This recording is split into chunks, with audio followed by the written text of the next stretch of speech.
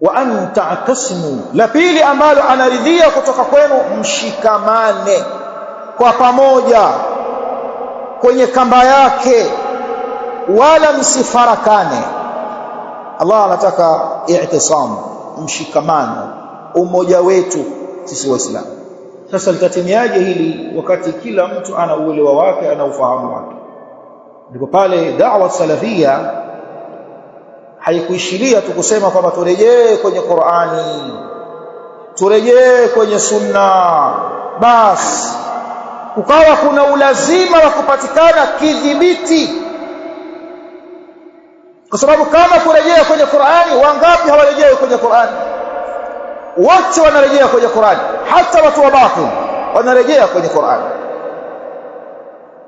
Kama kurejea kwenye sunna, hata watu wa batil wanarejea kwenye sunna. Lakini je, wanarejea kwenye Qur'ani kwa uelewa wa nani? Wanarejea kwenye sunna kwa ufahamu wa nani?